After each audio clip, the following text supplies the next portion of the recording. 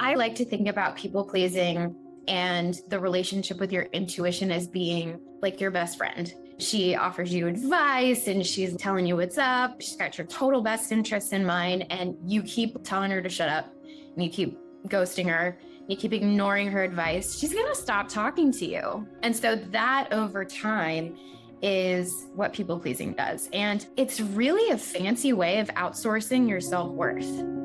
Welcome to the Societygal Podcast, where trailblazing female entrepreneurs and creatives come together to spark change and build their dreams.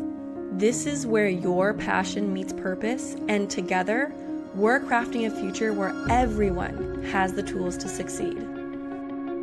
Hello and welcome everybody to the Societygal Podcast. We are so excited to have Meg with us today to talk all about how to protect your most valuable resources, time, energy, and attention. And we're going to dig into boundaries too. So there's really great lessons in here for all of us entrepreneurs listening. Meg, tell us about you. Tell us about how you got to this place of helping others do this in their life and business.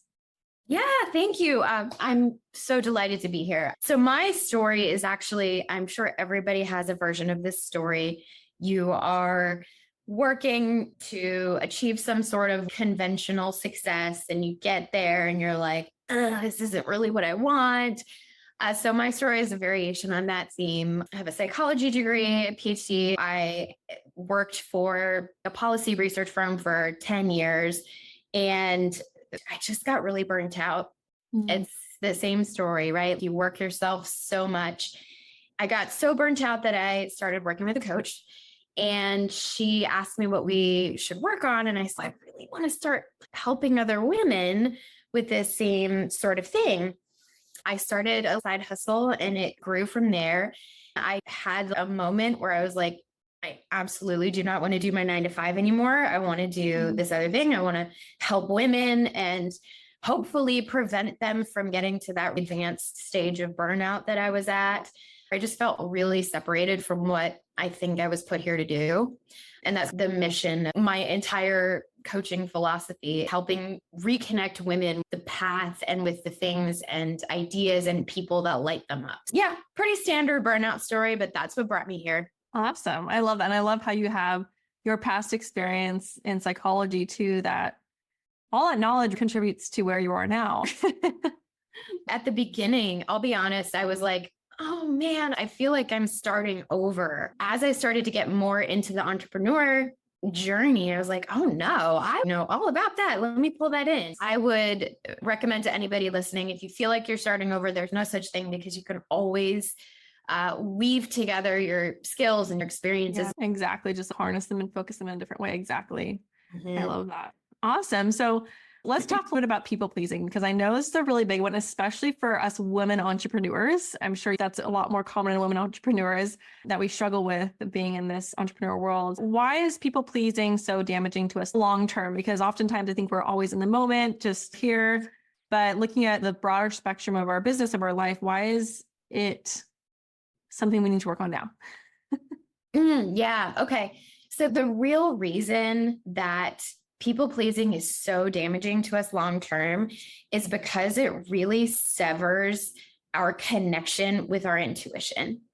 And our intuition has served us very well in our lives. Over time, it really creates a sense of sort of resentment. It's like putting someone else before your own needs all the time and considering their perspectives, anticipating needs. That's a big one too. I know that this person is going to need this thing, so let me just offer it even. That can be people pleasing as well. I like to think about people pleasing, the relationship with your intuition, as being like your best friend. She offers you advice and she's like telling you what's up. She's got your total best interests in mind, and you keep like telling her to shut up and you keep ghosting her, you keep ignoring her advice, she's going to stop talking to you. And so that over time is what people pleasing does. And it's really a fancy way of outsourcing your self-worth. I am seeking validation in another way rather than listening to what I deeply want in this situation. So really damaging long-term. And over time, that trusting of your intuition, it's like a muscle. You have to practice it and you have to understand how to apply that intuition. And if you keep suppressing it, and if you keep putting other people's agendas above your own well-being, it's no good. Just creates resentment. And when you talk about resentment, I feel like it's also the other way around. People will start resenting you. Where like you feel resentment, but then people who you treat that way start resenting you no matter how much you give them. Is that what you come up? Yeah, it's that line between respect, right? It's more of a respect thing. If someone's just a sycophant and just totally trying to serve your every need, that's not the kind of people that you really want to associate with, because it just feels weird. Over time, people know the people pleasers and they don't respect them because I don't know, it's a weird social dynamic. Yeah, because in my experience, where I was in a people-pleasing mode, I noticed that the more I did that, you're giving everything to somebody so that you expect them to respect you. And you're like, why am I not getting this respect when I'm giving everything? And I think that's that like whole opposite effect of you're giving them everything. There's not really boundaries. There's not really any of that leadership in it, or knowing that you know yourself or confidence within you, so where someone can respect you. In my experience, you find people that are more willing to take advantage of you, willing to ask more of you, cross boundaries because you're willing to give everything and there's nothing that you will not give. Yeah. And I think that's what I was talking about when it comes to the outsourcing self-worth thing. If you're doing all the things for all the people, you think that's a way they will love and appreciate you. But actually, you are just double crossing yourself. You are undercutting your own value. And like I always say about boundaries, you are always teaching people how to treat you. Yes. If you treat your boundaries like they can be crossed any which way, or especially in an entrepreneurial context too, if you offer something for a certain price and then you're discounting the price, devaluing it, that's what you're doing, right? Like they see that you're devaluing your own work. And so I think I certainly struggled with that as an entrepreneur. I want to give them all the things and they will absolutely love the value, but it's so fascinating that overgiving does not equal in any way, shape, or form love, appreciation, value. So you're right. It is a very interesting thing. I love how you said, we teach people how they can treat us. I love when you said that when we were prepping this as well. It's like my favorite quote from you. Let's dig into boundaries, because this is the solution. Because when I was doing this, or when most people do this, you feel like you are creating boundaries. You feel like there is some kind of control because you feel like you're controlling the situation. That's how I felt. I feel like I'm controlling it. I'm controlling their success because I'm giving my all. So why do most people unknowingly go about setting boundaries all wrong? What are we doing wrong with the boundaries when we think we're setting the right ones? And what's happening there? Yeah. So boundaries. Oh, I love this topic so much because people, I think, fundamentally don't really understand the purpose of a boundary. And a lot of people have the misconception that a boundary is something that prevents the behavior of someone else or prevents something else from happening. And that is absolutely not. A boundary is you setting the expectation of what you will do if a boundary is crossed, right? So I like to think of them like if-then statements. So if you are going to be late for dinner and you don't call, our family's going to eat without you. If your mother-in-law comes over unannounced and doesn't call first, you're not going to come to the door because that's obnoxious, right? Like, these are the kinds of things. If you don't get me your stuff to review by thus and so time, I'm going to prioritize other things and I'll get to it when I get to it. People have an expectation that, like in the mother-in-law example, which is just my favorite easy example, someone comes over unannounced and you continue to let that happen, then setting the boundary creates this situation of, okay, like you can do whatever you want. You can absolutely come over unannounced. I'm just not going to answer the door. And so I think it's a nuance, but it's really important because you're not ever going to prevent someone else's behavior. And another thing that I think people tend to get confused about in terms of boundaries is that when they enforce the boundary, they get caught up in the other person's emotional reaction or what the other person does. That should have no bearing on your boundary holding. That's where people pleasing comes in, pouring out. Yes. If you try to set a boundary and then your people pleasing takes over, you've actually done more harm than good because you've had that conversation with them. Hey, I don't want you to come over unannounced. I'm going to do this. If you come over unannounced and then don't enforce it, you've created ill will for no reason. Something that I've seen happen a lot is that when people first start to set boundaries and they actually keep them, they hold them, people test boundaries. It's like a child, it's like a toddler, right? Like they'll test your boundaries. You should probably expect that. And you should potentially expect some sort of like emotional reaction. But the thing is, they're entitled to their emotional reaction to that. They're an autonomous human being, right? Their emotional reaction to this boundary that you're setting might be part of their learning. It might be part of their development trajectory. Don't take that from them, right? Have that conversation, talk through it with them after the fact, but don't let it impede your boundary holding. And one more note on that, because there's so much. When you have a boundary and someone has a fit, right? Like your mother-in-law just like freaks out and has a bad emotional reaction.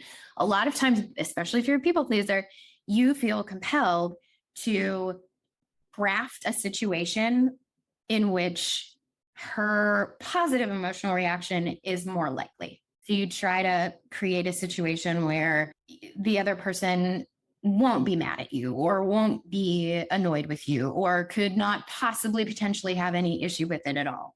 And that process of trying to craft elements of a situation, that's actually manipulation. That is the definition of manipulation. So I think flipping that script for people pleasers, like I guarantee you all the people pleasers are like, I don't want to be manipulative. That's gross. Yeah. But that's really what you're doing is trying to smooth the path so that someone else doesn't have to have an emotional reaction about it. But that's some really great insight on boundaries and really just about the emotion of like how much we don't have control over somebody else's reaction, only our own.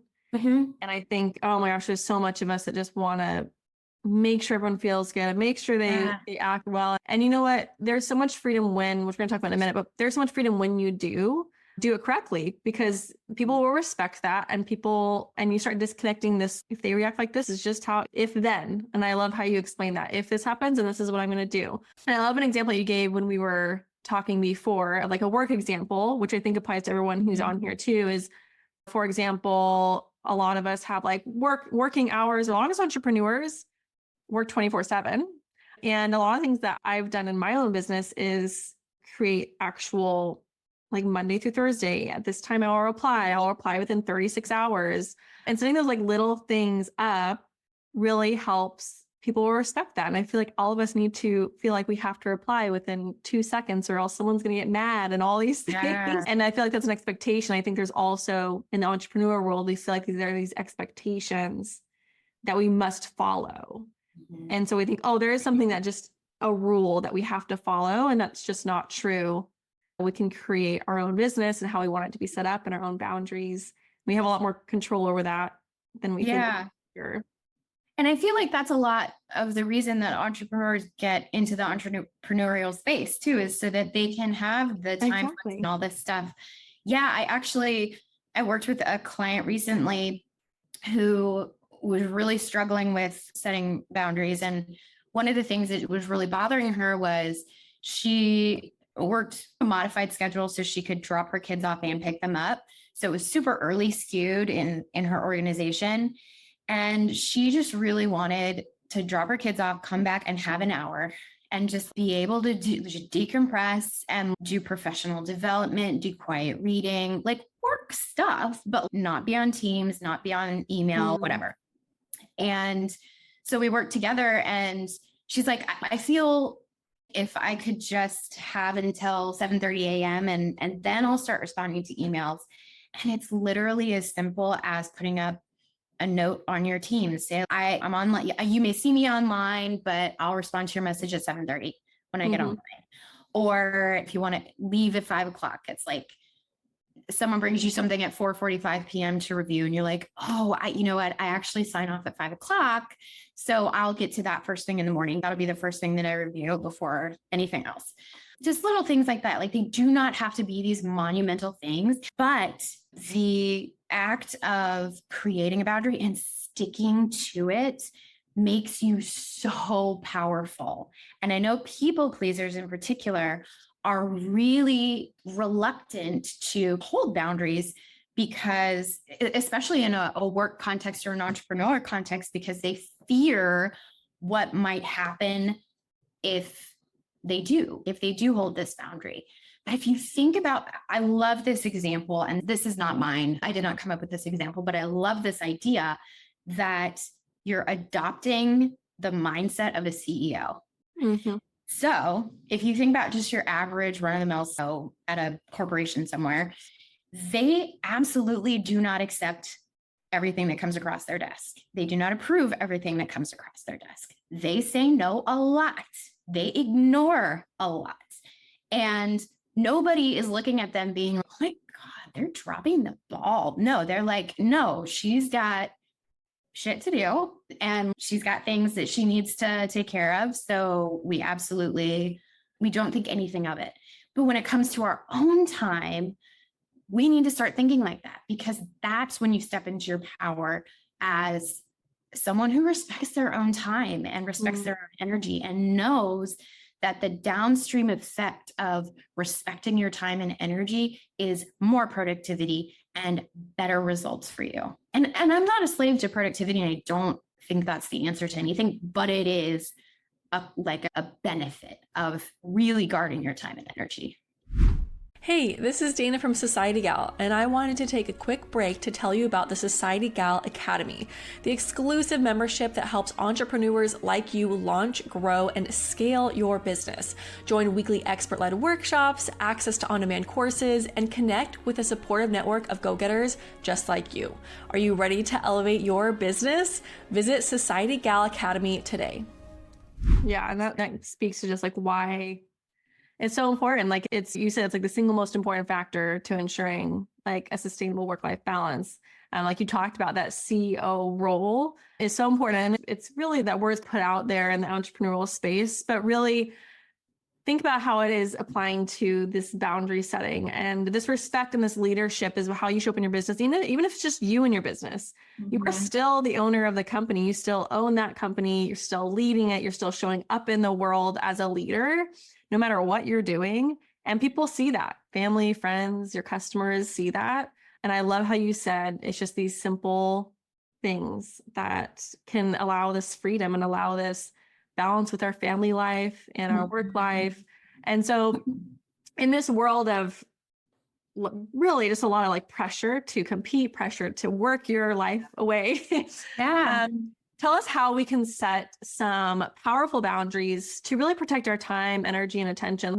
How can we do that now? And what are some simple ways to do that? Yeah. So I think the first thing is to really home in on what matters to you. That's the very first thing that you have to do. Does your family time matter to you? If so, you need to figure out what that ideally looks like. Just think about what's important to you, because that has to be your anchor. Yeah. But beyond that, I think once you do know what matters to you, what your priorities and values are, then you can craft what your boundaries will be. So for instance, if you value your time with your family, figure out what that looks like, set a boundary around it. Hey, I'm going to sign off at 5 or 5:30, no exceptions, not going to check email, whatever it is. But kind of hand in hand with setting a boundary, which setting a boundary is very simple. It's if this, then this, right? That's the formulas. If X happens, then I will Y action or inaction or whatever it is. But hand in hand with the boundaries is really learning how to say no. And people pleasers are really, this makes them break out into hives, right? Like saying no to people. But the no response is so important. And first of all, If you are at that level and you can just say no, do it, because that is the most powerful thing. Imagine walking up to somebody and asking for something and they just say no. And then boom, it's so powerful. We have to work up to it, a lot of us. So no does not have to be harsh. No does not have to be in your face or aggressive or defensive. None of that. It can be very kind and even gentle, but it's things like, thank you so much, but now is really not a good time for me. Or I really appreciate that you thought of me for this opportunity, but I really need to focus on this now. Can you circle back, or whatever it is, right? The other thing I really recommend that people do is take a beat. You do not have to answer instantaneously, especially if it's via email, but even in person, like you could be like, you know what? Thank you so much. I really need to think about that for a minute and figure out if I can make that work. Take a beat and cross-reference it with what matters to you. Is it totally out of left field and you're like, I don't know what to do with this, no thank you, then that's your response. Maybe you have to play with it a little bit. It depends on how you make decisions, but taking a beat and taking at least a couple of seconds, if not longer, to respond, and then maybe buying yourself more time to think about it. That's such a great strategy just in general. Yeah, because I feel like we act a lot on reaction. And when we act on natural tendencies, natural habits we have, especially as people pleasers. And then we just all of a sudden we're in this conversation with the situation that we did not want to be in. Because we just naturally reacted. But it's like that pausing and like being proactive with our thoughts, and pausing and being proactive with what we really want, which I love that of not being so reactive with things and emotionally driven. And when you talked about also saying no, I think with saying no, if we create the right boundaries, then we don't have to say no as often.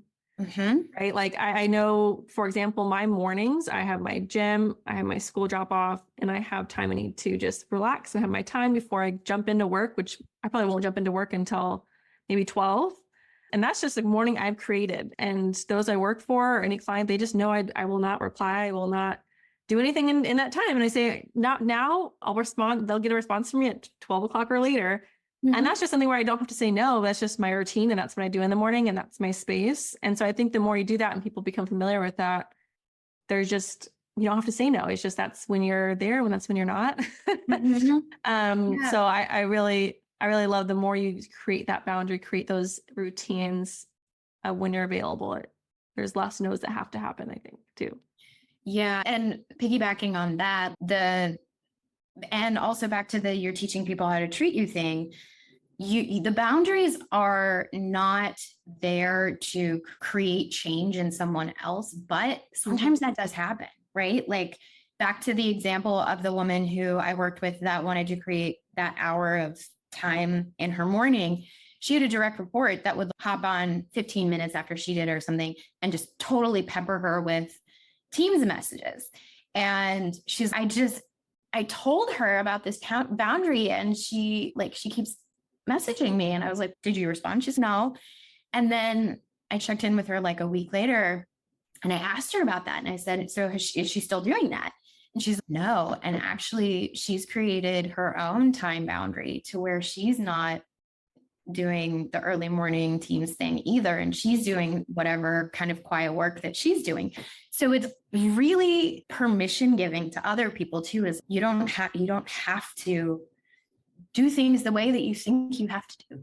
Well, and also in our culture of workaholicness and like, you know, in other countries, there's siestas, they have naps in the middle of the day. You go to certain countries and they'll come into work at 10 and maybe leave at 2. There is just like this relaxedness that is not in our culture over here in the United States. No. As much as other places. And I think it's just, especially with online work, like remote work too, we feel like this urgency, this pressure of like, we have to respond now or else we're not a good CEO, we're not a good coworker, we're not, because I've created this space for myself.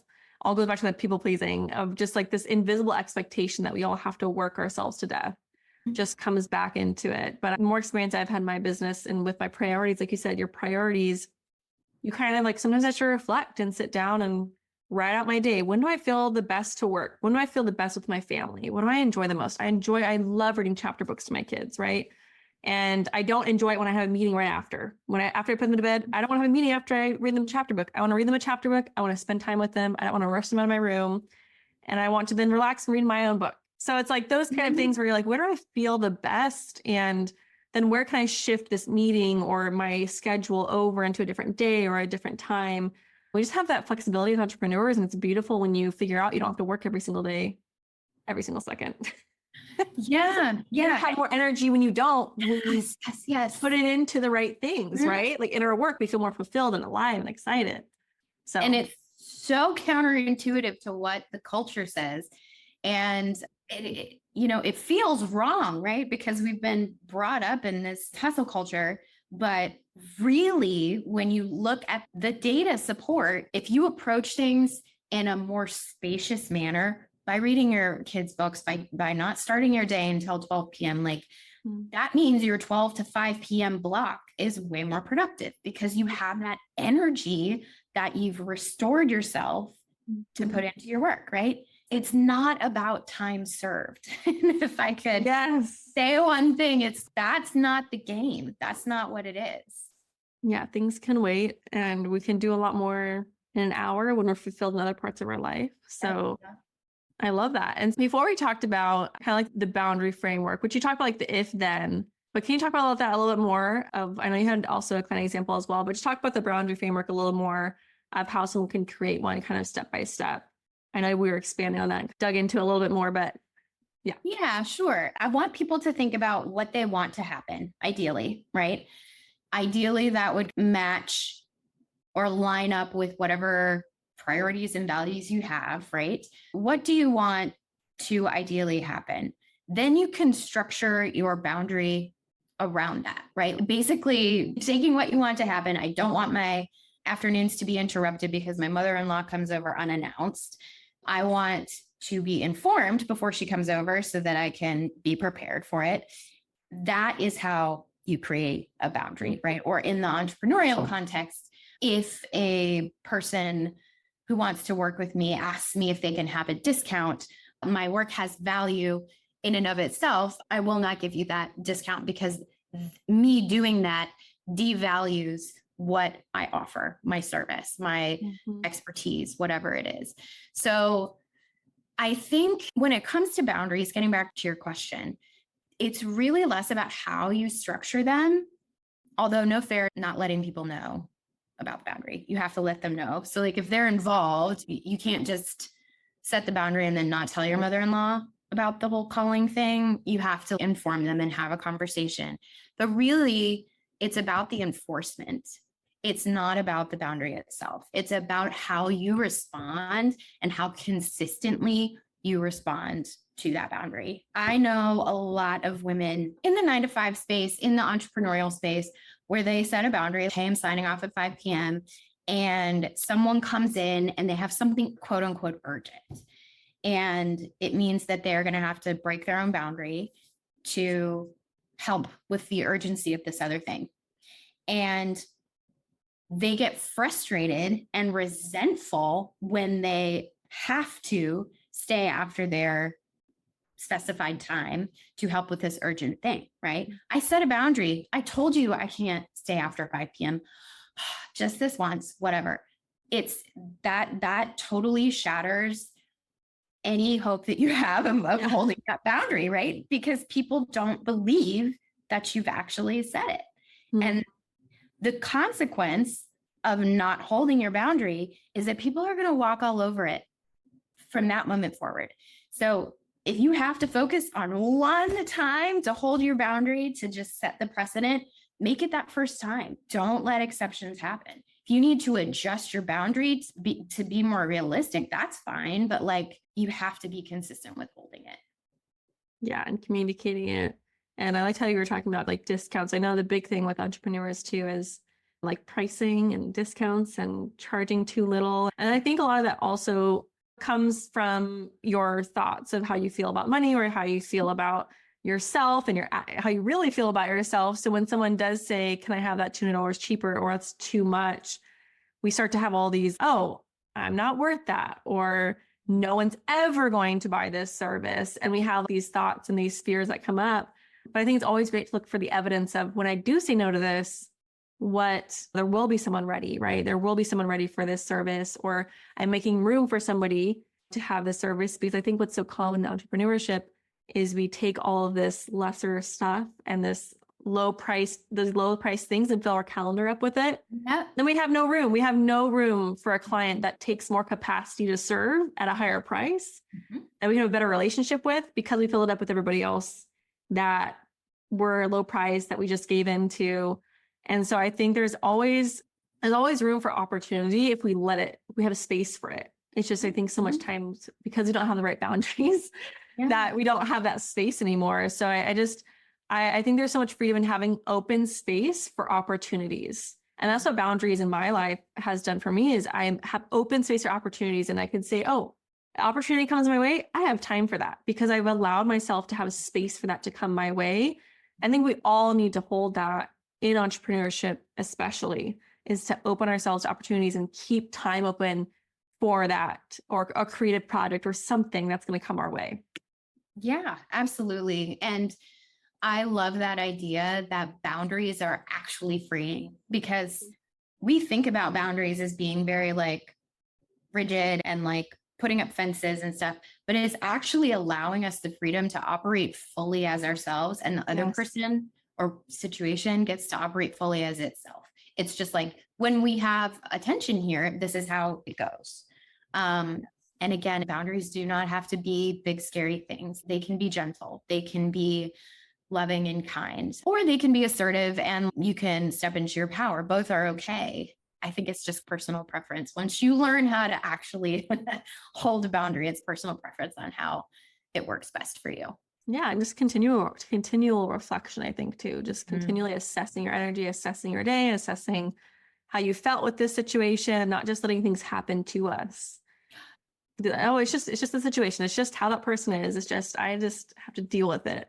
And I think as women, I think we're so often, I don't know, we're so used to being passive. We're not passive, just like letting things happen and other things take the lead, or other people, or especially men in the industry and entrepreneurship who have been in entrepreneurship for way longer than women have. We're so used to seeing that masculine leadership or the way that they lead, and we're just different. That's just the situation. That's just how we're treated. And we don't want to hurt people's feelings and all those things. So I love how women in entrepreneurship are really stepping up and creating those boundaries in their own way that's going to be, like you said, maybe not as assertive, or something that's that could be kinder, or could be smaller, could be, doesn't have to be how someone else does it. So thank you so much for sharing. Absolutely. All about that. I mean, I just love how passionate you are about this subject. It's so great to go back and forth, because this is such a big topic in entrepreneurship. I see it so often, and a lot of us are just not aware or connected and why it's happening, and how simple. I love how you simply lay this out of just being aware of where energy is, where is it, how's our time spent, and what matters to us, and then how can we make that come forward in our life and business. So thank you so much. I would love for you, just like the last thing to share, if you want to, as a failure turn learning lesson in your business. If you want to share something that, again, like business is hard, like what was a failure turn learning lesson, and share it with everybody. So I was thinking about this one, and I think my failure turned lesson is, you don't, like, especially in the entrepreneur space, like you don't have to have it all figured out right away. And in fact, you won't. So just release that expectation altogether. I started out as a money coach for women, and I loved my clients that I worked with, but they would come in wanting to talk about money, and we would end up talking about the stuff that I just talked with you about, like boundaries, so I was like, well, maybe we can actually offer that service instead of this other service. And I had such a big part of my identity wrapped up in that it was really hard to let it go. But now, like, this is obviously the better situation, but I made it wrong. I made it a failure, but it wasn't. It was just, it's all a big experiment. Take your data, move forward. Like, it means nothing about your competence or your capability or your ability to succeed. I love that. And I love that. I think that's a definition of entrepreneurship, is I think we always think we have this path of the college and the career, and we're going to stick with our whole life. And we've had that in our mind. And when you're an entrepreneur, it's just fluid. You develop as a person, like you said, and so will your business. And we have to be okay with the pivots and the changes. And it just gets better and better from there. So I love how you said just not making your whole business your identity and sticking so close to it. And if it doesn't go how it's supposed to go, then it's a learning lesson. It's something that's going to take you to your next step. So I love that. I love that so much. Awesome. Thank you so much for being on today. Where can everyone find you and connect with you? Oh, yeah, absolutely. MegTrucano.com. Very easy. Trucano is Trucano. I also am on Instagram at Meg_Trucano. But also, I wanted to share with your audience, if they're interested, I have a free tool to track your time and energy. So we were talking about that a little bit, and this is a really awesome way to get a snapshot of your time expenditure and what takes your energy and what gives you energy. So you could play around with moving things around as you like. And I also just released a short podcast style audio series that I hope people will check out. We do a deep dive on lots of the topics that we talked on today. So there's more goodies in there for people. But yeah, I'd love to send you the links. You can post them in the show notes. Yes. It'll also be on the show notes in the description of this podcast that you're listening to. So you can check out all of her links, all of her awesome resources that she just talked about, which sounds amazing. I love the little podcast training deep dives. It's so awesome. It was just a joy to have you on today. Thank you so much. Thank you so much for having me. It was a real pleasure.